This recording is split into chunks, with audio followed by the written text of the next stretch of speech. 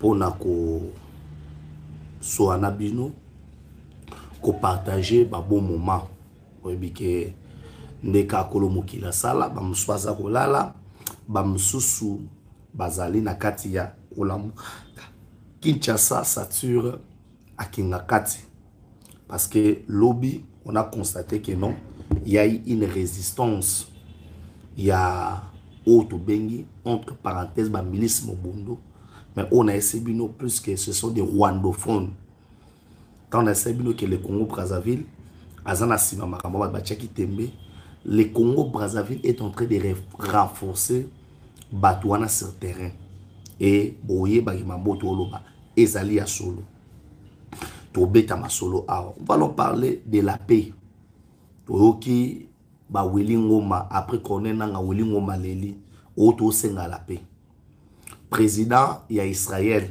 azaki wa lobby na président de la République bozo ba dessous des cartes qu'est-ce qui va se passer na mikolo o ezali koya alors le président Tshisekedi est clair sur les Kambo Etali Kabila sort na ena makambo nyoso to to betango masolo na kati ya édition ya mukona lelo. Oh, je vais vous demander de aimer la vidéo, de liker et surtout de partager les liens de notre émission parce que ils allaient très important Nabiso et puis tout s'abonner massivement la chaîne Nabiso BM pour tout rataka eloko mo côté na makambo oyo tozali na kati ya kosala. Alors ezo senga kaka ngai na bino tozala scotché et branché et surtout tant que ça émission awa bozanga coacher la biso ba j'aime na bino te pour aider biso na makambo mususu bokota ebele na direct na biso bo like pe yango alors ça nous fera énormément du bien. Bande kotan on a loba awa beaucoup de Congolais ba biso ils savent que Kabila avait préparé Otobeli dernière offensive. Bandeko, le pays a Denis Sassou Nguesso. Je parle avec toute la précision possible. Pays a Denis Sassou Nguesso basalaki Otobengi plan na bango na Rwanda. Sassou alingaka président Tshisekedi te alingaka pe Otobengi pouvoir oyo facha zoate. Na loba makambo a connaissance de cause. Le Rwandais ba poussani. Toke ko découvrir que biso tito la awa il y a des officiers. Il y a armée à Congo. Oyo déjà le Congo Brazzaville. Azaki en contact na bango rien que pour baluka pour déstabiliser biso. Alors si bozo kabakou d'état la France est derrière et moi na ba français yewana Sassou. Nous on pense que nous avons un voisin Oyo Anabiso. Mais par contre nous avons un ennemi. Aimez la vidéo, likez, partagez. Si Kabila atonga na Kingakati ezaki bunker liemoko Oyo bango basi basala tous les calculs. Ba Rwanda basala déjà tous les calculs possibles. Ba lobby au cas où pouvoir et simba bango tala mamo ba osala. Bande boche la j'aime s'il vous plaît. Boko melanga bravo na ba far desi na biso. Malgré qu'il y a des officiers qui ont trahi. Mais ils appellent na ba obabi ba otika Congo kendete. Donc bo chape na ba j'aime beaucoup bravo na FARDC. Tito la na biso awa. Ba mona ya naza kinois, naza boye. Ces pays étaient sur le point. Il y a aucun biso. Oui. Ces pays étaient sur le point. Il y a tout là, tout là, moké, baboto libiso yango. Et tout ça, avec l'aide, il y a ba Congolais, Oyo, ba Rwandais, ba Zoa, ba en otage. Bravo na ba FARDC. Lorsque la mama kamuya maluku, bozonga na ba vidéo na nga. Munoko na nganga.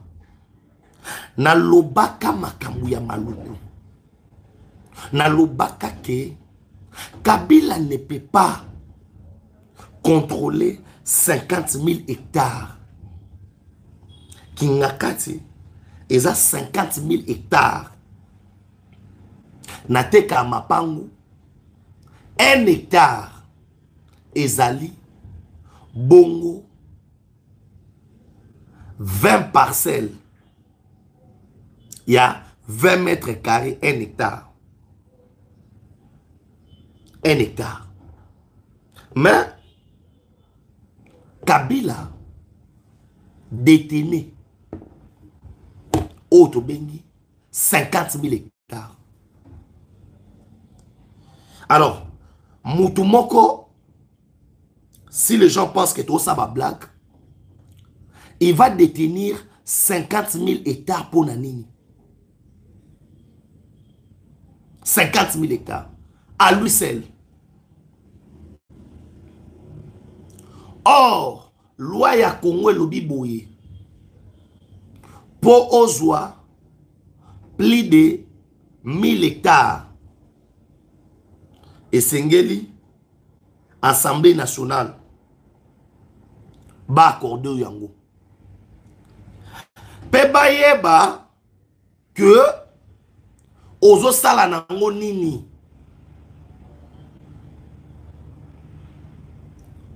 Kabila s'est préparé en conséquence. Aimez la vidéo n'a été partagée beaucoup de belé. Lorsque yo katike batwa M23 AFC Ananga na ba Willy Ngoma babandeko baki à tout moment toko koma na Kinshasa. Il parlait, il y a contrôle, il y a terre. Oyo Kabila Zaki Nango. Alors, il se disait que à tout moment, si on veut déstabiliser, tu sais que dit, Tokoyaka Kanabate Wana. Bande Kobo Chilangono ba jamais belé. Beaucoup melanga bravo na armée d'Abissou. Et c'est comme ça que les Rwandais comptaient. Alors, Rwanda ne pouvait rien faire. Ce qui a un pays où ils ont soutenir Yete Mupandi. Pour Olonga Rwanda, ti Kokomana Kinshasa capitale, ils ont une longue distance. Alors ces gens-là avaient d'autres plans. Lobi Bakangi Bangono, nous en sommes maintenant à plus de 218 militaires rwandais au Bakangi. La Kingakati, 218 militaires. Bakomi ndekeni bamusuwa bakomi ka lobby bakoteli via Congo Brazzaville nde boyo kaka Congo Brazzaville a lobby ke aza kotekela Rwanda mabele basala bilanga mais so tali mabele otekela Rwanda ezaka mabele kangami na Kinshasa na Bakongo et consort. Na yebisaki bato clairement que bitumba o nyonso tout ozana ngolelo. Ba pays oyo eza ko entourer biso. Bazana ba objectif ya mabe contre biso. Et le Congo Brazzaville aza parmi ces pays-là, au bandek au visé Kabila, azonga na pouvoir, na aide na bango. Tous les Rwandais balongwa awa, bazana Braza. Lui-même est venu pour commander ba opération au Kota Kingakati. Ça fait des mois. Oh, tolobi makambo oyo. Na yebisa kibino ke Zoé a fait plus de 3 mois na Braza. Yemo Kabila sali 3 semaines à Brazzaville. On savait tout ça. Alors, coup de chapeau na renseignement na biso. Parce que bah comprenant qui quel était les dangers. Beaucoup melanga bravo Fachi, bravo FARDC. Bochilanga ba j'aime na bino bande konanga. Surtout bochilanga ba j'aime et puis abonnez-vous massivement pour atteindre 100 000 abonnés. Ba wande ba au bout de sa biso. La paix vient de changer le camp. À leur grande surprise, avec tous les officiers Bazaki Nabango. Je vous assure que les Rwandais avaient des officiers na Congo bande konanga. Le Rwanda avait des officiers Oyo abane ko contrôler. Namoni batu ba oloba nanga ono Benjamin Bino Bwena Bwena. Je l'ai dit ceci. Fachi akutani na armée oyasa oyo ye a organisé te. L'armée zaki 100% ba Rwandais. Yango boyokaki Général Luboya Kashama au bâti le commandant 3e zone militaire en remplacement ya Général Masunzu. Au comprendre que tous ces officiers là, comme ils ont été nommés à l'époque, il y a autre Bengi, il politique Kanambe Kazembere, il faut boyer baké, ils comptaient s'organiser d'une autre manière. Batantaki Katanga. Katanga simbite pona nini. Yayi en Edi Kapen. O lelo. Boko sala nyonso. Mais il doit sa vie à Tshisekedi. Edi Kapen de pona ye. Il était déjà mort. Alors, c'est Tshisekedi qui vient le ramener en vie. Pour Edi Kapen, c'est Tshisekedi ou rien. Ne avantage au Fachazu na Katanga. So ya mote mobulu. So ya mote mboke nge kende. Ni tete sa Katanga nge koya.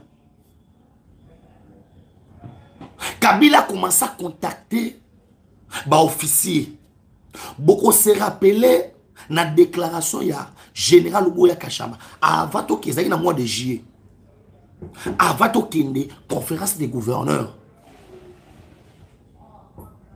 Na Lualaba. Avant to kende conférence des gouverneurs na Lualaba, le général Luboya aloba clair. Bande kobo emelenga vidéo bo tchaba j'aime na bino s'il vous plaît, bo like bo partager. S'il vous plaît bo tchaba j'aime. Bo kabole na direct. Le général Luboya Kashama aloba clair. Aloba ke ndenge toza awa. Kabila l'a contacté directement. A proposé 10 millions de dollars. En fait, ce que les gens ne comprennent pas, Fachi fait face à un Kabila qui a des milliards. C'est différent. Alors, le Rwandais savent aussi que les Congolais, c'est facile dans matière ya corrompre bango. Alors, ils en profitent. Bazo profiter na biso pour ba que biso tozalaka facile. Yo zala corrompu. Comme tozalaka facile. Yo zala corrompu. Le Rwandais en profite. Bande kobo emelenga vidéo, botilanga ba j'aime epelé. Botilanga ba j'aime, doit être 100 000 abonnés. On a commencé yako luka ba officier na biso pour na kosoa na bango. Pour ba réussir ko na bango. À leur grande surprise, le général luboya aboya ndenge moko pe edika pe na boya ki omoni soto longola ki abula wana te gouverneur ya Katanga ero toloba oyo Katanga ngeko na maboko ya ba Rwandais. Les Rwandais étaient déjà prêts. Ba Rwandais ba blague te. Tantôt c'est notre empire il met tout consort. Bolande mamweleki na Tanzanie te. Na Tanzanie ba lobby clair. Ce sont les Tutsis Rwandais. Ne bazo battre na sima opposition. Et ici à Kinshasa Maluku zaki ya kobeba. Le Rwandais ba une planification. Ils ont commencé à planifier en achetant des hectares et des hectares. Beaucoup de fermes ozo kaote fermes ya bato à est de Lokuta. Ce sont des Rwandais basomba na Maluku. Et baluki relation na bango na Congo Brazzaville mais lobi basuki. Aimez la vidéo, là été partagée. Botano biloko ekoti. To koti si ba arma lolenge na lolenge. Lobby to solo na président. Ya Israël tête à tête na fachi. Koto musale sama na kingakati. Ba renfort e ya ki basi le roi bangulu.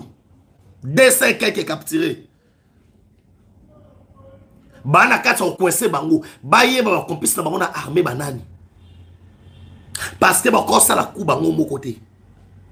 Il fallait que ba complice na bango na armée na biso za banani. Parce qu'ils ont des complices. Tout a été bien planifié. Bravo la sincérité à Bemba. Bo bete la ima boko. Boko belanga bravo Jean-Pierre Bemba. Bo aimé vidéo. Na bateau tout. Bazana Fati. J'ai compris l'importance à Jean-Pierre Bemba. Bemba Azaki Bongo tout fait tout flamme. Jean-Pierre a aidé Fatima Kass. Parce que Maluku est vaste. Alors, dès que ma si Bemba ministère de transport, et belé ba mona kinetike, ba ridiculiser Bemba, ba kitisi Bemba nase. Non. Non. Bemba sauvé son frère. Le coup de Kingakati a été déjoué grâce à Jean-Pierre Bemba. Aimez la vidéo, likez, partagez. Jean-Pierre Bemba, tant que ministre de la Défense, beaucoup se rappelé, et là, quand il bosse à Kendaka Braza, à Kyokutana, bana ba DSP à Mobutu, bana na bango parce que la DSP madame Mikolo ebele, bana na bango ebele, na mwanda mouya bazaki no ba jeune. Bakota na armée pa ya Sassou. Alors Bemba avait des contacts na bango na ba soda o bazaba soda ya MLC. Lorsque bakangi Bemba batindi na ce pays, ces gens là batikalaki toujours en contact na Jean-Pierre Bemba. Aimez la vidéo, likez, partagez. Et surtout vous comprendre que non, toutes les stratégies. Il y a le kokota na Congo ko déstabiliser biso et bandaka na Braza. Bon, se rappeler même histoire y allait barakou de tout consort et ça na Brazzaville. Bon, se rappeler que bato belé basaba babioma awa bakimara na Braza. Alors Bemba va anticiper. Bemba va anticiper. Et na kati opération qui ngakati. Pour votre information, Bemba est parmi bato oyo bazako commander pe ko bloquer banzela. Ah non, yebisa ah bato basé na tongo na Bagata na ba ilwana na Maluku ba moni ba kano rapide. Ba moni déploiement ba FARDC. Parce que si nous perdons la capitale, nous perdons le pouvoir. Si nous perdons la capitale, nous perdons le pouvoir. La communauté internationale a zakambeli a minumi balé. Une fois bato na ba koti na Kinshasa, ba kwesi Kinshasa, ba s'auto-proclamer, la communauté internationale va prendre toujours acte. Ba kakitu ozaki nango esili, bokomi okende kolobela makambo en exil. Les Rwandais ba koti, ba sali o ezali plan na bango. Alors Bemba a dit au président de la République on doit faire très très attention avec Kabila. Et même le moi la vidéo, j'aime la vidéo. Bon, aimez d'abord la vidéo. Bemba dit na président, Keba na Kabila. Président, Keba na Kabila. Bemba était clair. Il n'a pas mâché les mots. Président Ibsa Obito ça anime. Parce que vous allez comprendre que tout il y a chef de l'État. A créé une dynamique moko. Il y a un ancien officier nyonso. Oyo bakendaka retraite, oyo bakendaka en exil, oyo basaka na maréchal. Parce que secret à armée na biso. Pour te bâtir armée forte, c'est d'abord tozonga na bateau ya kala. Bateau bakotaka armée à l'époque ba ex-phase. Et ça bateau na ba kadogo te. Aimez la vidéo, likez, partagez. Tous ces gens na ba kadogo. Ils ont les ADN ya ba Rwandais. Pourquoi? Ils ont été recrutés, et pas James Kabarebe, ils ont été recrutés par des officiers rwandais, baza ba congolais, mais bana ba mentalité ba rwandais. Net ba le roi ba tué a continué l'armée, na 1998, na ba non na ba détail moussous. Tué a continué l'armée, na 1998, recruté par les Rwandais, formé par les Rwandais. Il est redevenu par les Rwandais. C'est pourquoi il doit faire la volonté du Rwanda. Bon, mais tout n'a pas de na makambo ebele. Toi, ça veut dire que le Rwanda n'est pas plus fort que nous. Hein? Le Rwanda n'est pas plus fort que nous. Mais par contre, le Rwanda a un avantage. Moko ana moka oyo. C'est d'avoir les officiers Oya Rekita, Oba Batunaye. C'est ce qui a fait la force du Rwanda. Ni tété ça. Le Rwanda n'a pas une armée. O ezali foudre de guerre, non. Bande kobo chila ngano ba jeune na bino belé. Rwanda za plus fort au le kabisote. Là na boyi yango. Rwanda za makasi ko le kabisote. Mais Rwanda azana batu oyo bana simanaye et azana avantage d'avoir des officiers nde ba pesi fait vert ya kokoma na bunker papa na che batu nyo surtout à défi ti lelo amena biso za na kati ya kingakati komona dawa ba kingakati za lo nini te eza 50 000 hectares. Ils sont à la recherche, il y a Naro Kabila Lalaka, na Mwanga Chuchu. Ils sont introuvables. L'Obiana ne va découvrir qui Mamana Nani magasin souterrain. Au place en Obo Maminduki. Bala Katsa Uluka. Et hier là, on a vu des renforts au Braza. Eux met la vidéo là qui est partagée. Yango Bemba sing na ba bloquer mai. Na minute so na maluku eza inondé.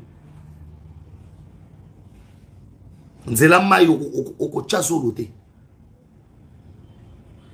Bravo na ba faire d'essai. Pour ba yebi boulot. Tous ces gens ba kota en armée. Na ba 98 2000 et quelques sont déjà recrutés par les Rwandais. Et ba Rwandais ba kota te belé na moment ya brassage na mixage. Bon mais tout n'a raté. Brassage na mixage ya rosani. Non le moment où ça posé. Na posé. Brassage na mixage, c'était pour renforcer les Rwandais. Aimez la vidéo, likez, partagez. Brassage na mixage na bango, c'était pour imposer.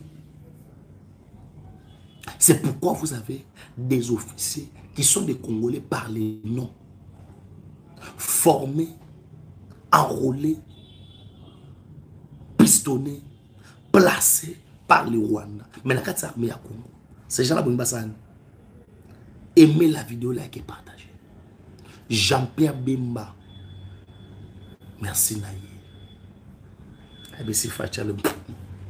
Toi tu es mon frère. Entre un ami et un frère, le choix est clair. Yoza libota, oza maché, oza mpangi, oza nduku, oza rafiki, yoza ndako. Bavandi na ancien officier ya armée zayoise, ba sololi na fachi.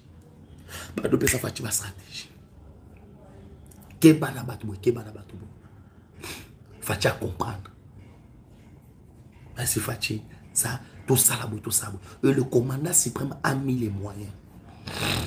Même si n'a pas tout kende. Si ko tout affronter ba. Ne ba c'est Fachi keba na malo. C'est-à-dire ba Rwanda ba no kota. Tango ba musu azali na centre-ville. Ba bomba na salle palais du peuple. To kanga bango. Basango. Basango. Babimisa ki on est en train de tuer les Baswahili à Kinshasa. Or, c'était faux et archi faux. C'était déjà les renseignements au EPSA Kibiso. Le Rwandais était déjà à Kinshasa. Le Rwandais était déjà à Kinshasa. Kozala ba Rwandais na Kinshasa. Et Memaki Makam. Et ces gens-là étaient là, en train de préparer comment Baoboma Bissou. Comment Baoboma Bissou. Et ils préparaient comment ils vont massacrer les Congolais à Wana Kinshasa. Parce qu'après, ils va réussir un coup d'État là-bas. Ils assassiner le chef de l'État. Congolais on dit matin. Et ils les oyer bomaye. Or, tous ces officiers qui entouraient le chef, Bassi, Bakote est en accord. Bakote est en accord. Bazaï na accord déjà. No moni ba okamwande ba okanga bango. Lobi abakangi numéro 1. Ou la grande Équateur. Ensuite, monsieur général Raphaël Sobilo Mwabo. Bakangi et lobby. Bakangi bango. Aimez la vidéo, likez, partagez. C'est que ba Rwanda bazwa ba Congo ba Congolais kala. Bobenga e mutabandundu. Bozobenga e mu Congo. Bobenga e mu Swahili. Menzo ande un Rwandais. Des pères et des mères. Rwandais. Bocha ba jam na binu bele. Ba bombana. Bafanda na Congo oli mateke baza ba Rwandais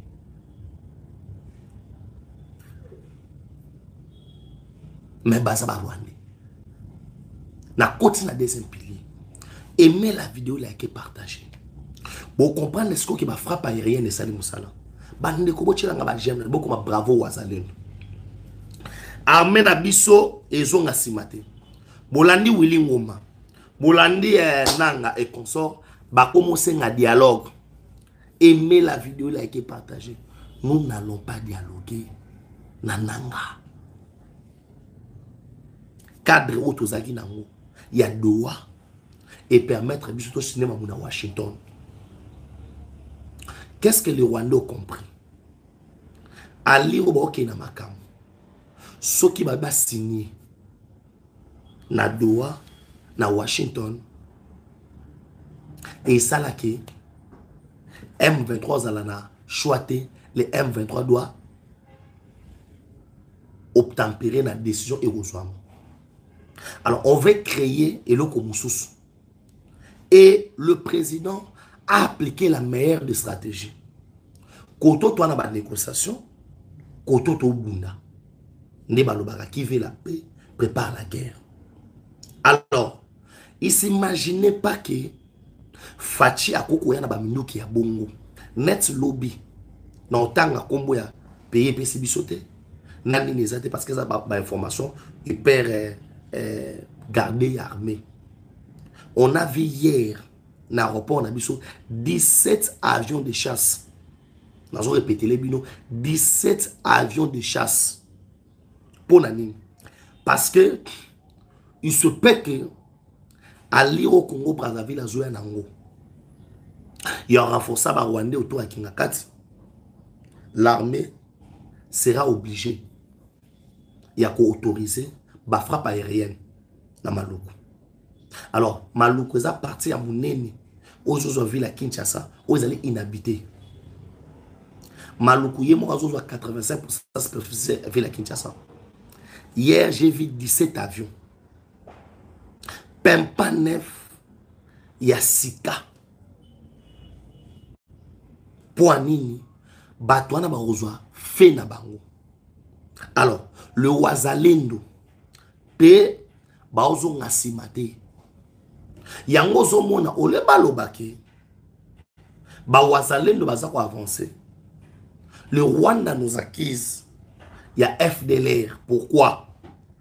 Parce que si basala calcul na bango, ba Rwandais, ils ne savaient pas que ba Congolais ba côté mandé ba Wazalendo ba telemiwana. Komelanga bravo Wazalendo la commentaire. Bravo Wazalendo. Chaba jem. Ba obulisa direct oyo. Bo landanga lo te bo landanga lelo. Alors bo chaba jem na bine belé. Ba obulisa direct. Et pas ba Rwandais ba signaler ba sabo. Alors plus bozo like, plus bozo ko aimer. Plus bozo chaba commentaire. Plus bozo s'abonner na chaîne to atteindre 100 000 abonnés et ça ko aider biso. Alors les Wazalendo bah yo compliqué calcul. Faut-il pas comprendre que frappe aérienne est très important. Les loba M23 ba ko bunda ti ba bunda ndengeni. To che base amune na parti à Burundi. To contrôler Ouganda, Rwanda à partir ya ba pareil to che na Burundi. Bandeko, on ne doit pas négliger. Le Burundi a aidé biso na guerre au Makasi. Pour ma mounenge zaki déjà.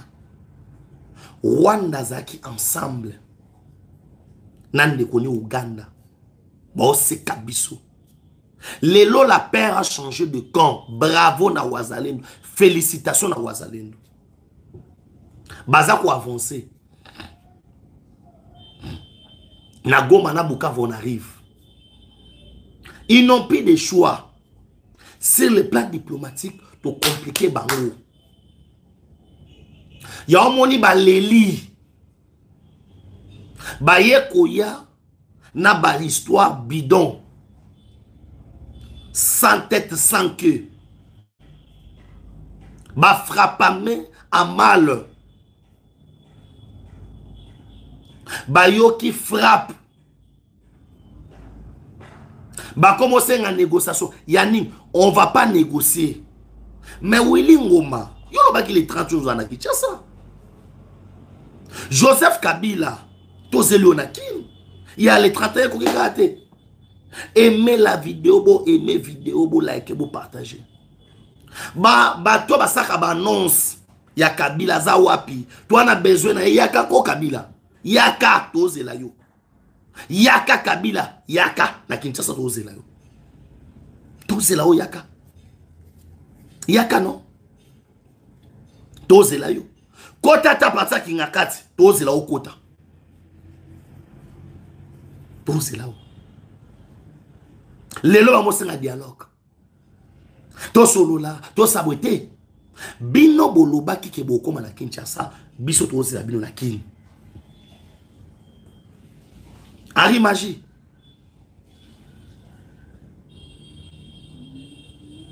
Eh. Toze la bino. Bozate. Boa musika. Boko mi wapi. Kini yango toze la bino. Boa ki bana kini. Toana besoin la bino. Ok, biso pe toze la bino. Toze la bino. Le tout n'est pas le fait que de parler. Bo aimer la vidéo, bo like, bo partager. Bo tchelanga ba j'aime la bine belle. Makamounion surtout, ça se limite pas dans les parler. tokosuka na koloba te mais toki na osala. Le Rwanda ne peut pas dominer nos terres. Et Facha boy na dialogue wana. Dialogue ya biso kosolola na Kabila. Boko melangai non na dialogue avec Kabila. Na mona on a ba commentaire na bino. Na la posa on a ba commentaire na bino. Ba j'aime na mine pe bozo cha. Bolo belanga. Na minutes oyo tout est bimi na poisa. La manière dont on allait partir faire les choses. Ezaki pona comme ma balkanisation. Le président Tshisekedi est très très intelligent. Hier, à Bandi Kosolo, na président Israël. Basali 2 heures d'état tête à tête. Israël a bandi oloba makambo susu. Makambo komi minene. Facha lobeli na président Israël non NON na dialogue na Kabila. Facha clair. Non. Et puis Kabila ba sanction oza ko peser sérieux sur le plan judiciaire et loko moko te ko longwa. Président Israël a Lili. A Lili. Beaucoup melanga pas de dialogue avec Kabila. So olingi pe dialogue. O lingi dialogue na Kabila ko melanga oui, le dialogue avec Kabila. So lingi Kabila te loba non na dialogue avec Kabila. Ngade na pe sa position na non na dialogue. Bo pe sa position na mon na commentaire. Bolandanga lobité bolandanga. Je vais voir vos commentaires sur ce sujet là. Pour tous les bazar non, président Azora non, le président est en train de nous suivre. Net en direct oyo. Bon aimer beaucoup te belé pour président pas autre côté na direct. Nous saluons le président de la République, son excellence Félix Antoine Tshisekedi Tshilombo, nenga Rolanda biso. Na lingande direct comme abou président Zolanda. Oui, président autre côté siko. Bon aimer vidéo bo like. Alors bon kaboulé langa direct. Tara président Fandi pour landa biso. Et nous disons clairement na l'excellence le président de la République. Quand nous côté na direct na biso et ça linga déjà beau aimer vidéo, beau like, beau partager. Nous sommes avec en direct avec le président A. Aimez la vidéo, like et partager. Ngana ebineni à côté, de attendre à côté na comprendre déjà sa côté. Na commentaire on ça. M'embouza bien. Question na ngeza ramoko. Nous ne dialoguons pas avec Kabila. On va pas dialoguer. On va pas dialoguer. On va pas accepter et loko Rwanda nga sali pa na biso. Bakata nabo abela Congo. Ba pesa yango na Rwanda. Président était clair. Il y a un moni Kagame aura du mal, il y a comme en États-Unis qu'on signe. Merci na président de la République. Aimez la vidéo, likez, partagez. Merci pour le président Pacheba like nae. A aimé vidéo, bo aimé vidéo le roi mokonza mboka auto sala. Bola nanga lobite bola nanga lelo. Lelo nde bola nanga. Oza en direct, comment kombo na yo, comment message, tcha j'aime na osa au mona ke na olobango siko. Alors, c'est comme ça que le président Tshisekedi Fachi Beton a soukisi Kabila. Kabila comptait sur les anciens officiers. Et bah officier oyo yatikaki. Azui bango comme étant batunaye. Hein? Azui bango. Bolo bananga surtout ça la dialogue. Président en direct oyo. Aolanda biso. Ndete o salabou. Président pas en ligne ao. Alors on a posé pour sanga position na bino. Dialogue na Kabila ou bien pas dialogue. Ti Kabila bakei Nairobi na Kenya. Ezaki pirement distraction. Pirement distraction. On voulait nous distraire. À contrepartie kotoyo, balonga ko attaquer biso. Le plan de Kingakati était déjà activé. Alors, ils attendaient que Lorsque nous serons distraits dans ma Kenya, tout ça la bouille, bakota. Heureusement, to kangaki ba set kikuni wana. Babuma sekeleta. Bato filme bato coinça bango. Te fui be maloba vérité. Habita la awa to utaki mbu Kabila salibo, Kabila salibo, Kabila salibo. Kabila pensait que ako distraire biso. Na mamotali Kenya, na bani pour l'objectif moko. Awa la guerre ibandi. Mokonza mboka ozonga souci maté. Aboyi na dialogue. So bino molingi facha ke na dialogue na Kabila. Beaucoup melanga na commentaire. Aimez la vidéo, likez, partagez. Et les Rwandais, ba comité na point. Ya lo bana biso ki tu as le droit de changer constitution te. Ba Rwandais. Ah! Odi Kabila a sakanisi bato makase. Rwanda comme ko zo ba décision Rwanda pays mo ya moké. Alo bana biso ki tu as le droit de changer constitution te. Tu as le droit de simba constitution te. Constitution yango. Ya Rwanda to ya RDC. Tala niveau to koma ki. Dans le Rwanda ba komi na point yako souki sa biso en disant que toko simba constitution te.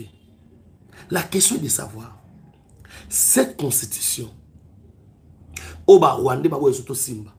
Ya Rwanda oh ya RDC. Pour ce c'est la RDC. Expliquez-moi comment les Rwandais, parce que il y avait leurs frères au Congo. Fatia Boyi, Wilingo Maleli, a commencé un dialogue. Oh non, Bouibsa Fachi, tout dialoguer, tout ça s'occuper de nous. Biso tout dialoguer. On va dialoguer, biso tout dialoguer. On dialogue avec les Rwandais. Ah! L'assassin. Sur le plan international, Tozana Kagame na Doha, Tozana Kagame na Washington, et sur le plan interne les sous. Ba Rwanda ba sous ba imposer biso. C'est que Makambwe banda ko sale makaka au Rwanda lingi na Congo. Ba imposer biso na Saint City. On n'a dit pas de dialogue avec Kabila. Boche langa na commentaire. Boche langa ba j'aime na bino s'il vous plaît. Boche langa ba j'aime na bino. Soro komake oui le dialogue avec Kabila comment? Les a droit na yo. Mais pas de dialogue wana biso. Président de la République a ça en ligne. Toi on est na direct ou bo aimer vidéo bo liker. Beaucoup ma bravo na ba wazalendo parce que baba ndi ko kanga ba village na ba nini nyonso. Ana oyebiso awa kuna eza opesi momo aboyi ya omoni ba congolais ba kota na ba distraction ba Pierrot Louara na ba no distraire biso les gens payés par les Rwandais azui mukanda qui ne pote pas à Rwanda ayeli biso ba mbote makambo mama Thérèse Kaikwamba boy na boy mais il faut être fou hein? On peut empêcher à une femme la maternité. Est-ce que ça moi c'est au bout? Thérèse Kaikwamba azaki fourré au moulin. Awa. Botangi langa combien ba congolais ba betela maboko. Yé Pierrot Louara abetela maman Thérèse maboko. Ce sont sur le plan du Rwanda. Cette dame a mérité auto bengi notre soutien. Comme elle a soutien à maman Thérèse. Comme elle a soutien. A mérité soutien na biso. Na monsala oya sali. J'ai vu les gens très distraits. Mais on droit maman Thérèse Kaikwamba wana Rwanda ko CPNA. Rwanda ko CPNA. Rwanda ko CPNA été. Ngai lelo azala na zemi o abota o asala boy. Atikali oto bengi gravé na mémoire na biso ba congolais une femme oyo asali musala na ye soki aboti soki aza na zemi soki aza ni ya mobali na ye etali biso te. Nous nous regardons par rapport au travail. Elle a fait du travail ou elle n'a pas fait du travail. Elle a bien fait son travail. Qu'est-ce qu'il y a à voir entre zemi na ye na musala osala asuki sinde ba Rwandais. Alors ba Pierrot wana banane sont des gens payés par le Rwanda. Alors Rwanda on dit mateke ba Congolais ya makasi bo makoko zala. Bravo na maman Thérèse. Botier langa ba j'aime ebele bo soutenir mère. Boko melanga bravo maman Thérèse. Ma bravo à cette dame. On ne peut pas. On va Congolais le Kamusangazani. Et belé qui font des commentaires au sujet de maman Thérèse, ils n'ont jamais loué son travail. Cette dame travaille. Il y a blaguité. Balanga lubama moi salaka. Lelo oyo. Nous devons jeter en pâture. Moussalo Asali. Il faut être fou quand même. Il faut être fou. Et bosa banani pour enregistrer via moto. Bino boa banani. Bosa banani. Bosa batata na ye. Bandeko na ye. To bosa banani. C'est sa vie privée. Et oya kende ko sala ba test. Oya kende sa mwende nani. Bolanda. Quelqu'un qui est fou, comme état Pierrot, parce que c'est un fou. Lorsque Moutozo va douter na bana ya Moutou, ngande na fandi boué, ngana bana nga. Moutou mwa bana sara que non, bana bana ngate. Ce sont des débats moraux terre à terre. Élevons les débats. Regardons le travail abattu. Voyez comment les Rwandais nous dominaient sur le plan diplomatique. Et belé bapé saka moi na moi si on a chance de aimer la vidéo, liker, partager. Avant Fachi, naïbe maman Thérèse. Produit fabriqué par Fachi. Mon quantum que j'ai sali na direct. Beaucoup ma bravo na Wazalendo. Bravo na Fachi. Merci na maman Thérèse. Elle a si travaillé. Oyo kaka travailler, prenez de la peine. À travailler ma casse. Après son travail là, elle mérite. Il y a un combo les autres. Si le nom, il y a la dame est cité, combo n'a pas cité dans les bons. Et non dans les mauvais. Elle est une héroïne. Et aujourd'hui, moi, étant que Congolais, il faut que commentaire bravo na maman Thérèse. Asa héroïne. Kaya kwamba. Bouti la ngaba j'aime belé pour naïe. Bola nanga lobite bola nanga lelo. Et c'est une manière d'encourager. Parce que na moni ba wande kolé là.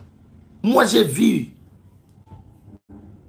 La dame a été appréciée. Et Paya n'est pas n'importe quel président. Le président des États-Unis. Hein? Tu as le président des États-Unis à lobby. Fanazana moi si le roi Bopembe Nangaï. Sans s'y travail. Aimez la vidéo, vous likez, vous partagez. Et aujourd'hui, tout ce qui est Rwandais. Ana oloba awa na mboka où le dialogue sera convoqué par Tshisekedi. Il n'y aura pas d'autre dialogue. Oh, il y a un Rwandais na biso et Simbate.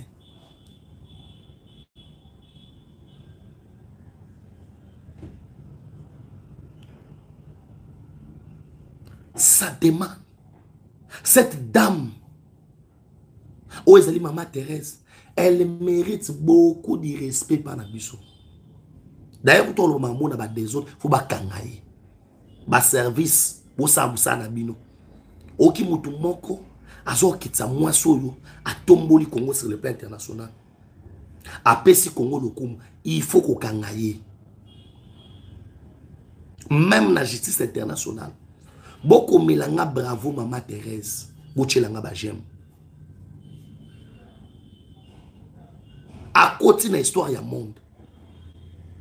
Et aujourd'hui, ce qui est dans la base, au président Lobi Lelo que non, n'a tiki pouvoir. N'a rien à faire d'offert n'a rien. Pas que moi si wana. Oui, à son mérite. Je parle en termes de travail. Azak au mérité. Parti politique était et l'autre mon côté. Azali parmi ba meilleur na kata gouvernement. Maman Judith 1 na Maman Judith 2. Na mon nga mutu aleki. Moi je peux dire à Saint Moussa ou les Kamibali tout. Il faut nous la vérité. Non, on doit parler de vérité. Alors cette dame mérite notre soutien, le respect et la considération de tout Congolais. Il y a un commentaire. Respect na maman Thérèse Kaikwamba. Tchelanga j'aime. Kagame contre Mir.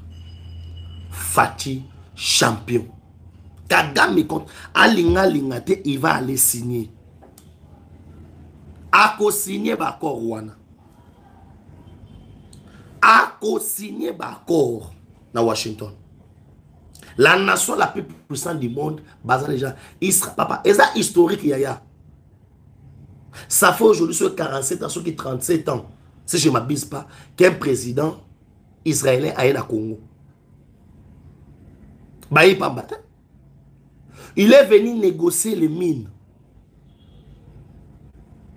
Et puis il faut voir que Israël a payé les besoins en termes d'agriculture. Baye a pour Congo ma beleza munene. Ma belle pena eza munene. Alors Israël a kani ko marcher na biso ensemble. Israël a pays oyo ya Nzambe et tout consort autant na Bible.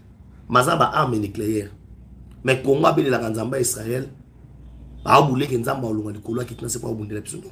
Israël, président Israël vous devez avoir des armes nucléaires. Il faut être capable de Rwanda sakade bino na tongo boboa ki missile. Il faut ba boto la bato belé ba chombo na Congo, ba distraction ba TikTok nous et si là. O mboka ba muka na tongo e ba moni boya zala bilamba te e ba zongo si non. Israël a pesi fati conseil. Tous les prophètes baye batu baye babimili banda ba mo na ba ka fati président. Ba mon élection si côté. Biloko za neza posé l'église à Kagame. Élection si ko ba mo na ngote. N'est pas si na ba mo ya moi. Aimez la vidéo, likez, partagez. Merci.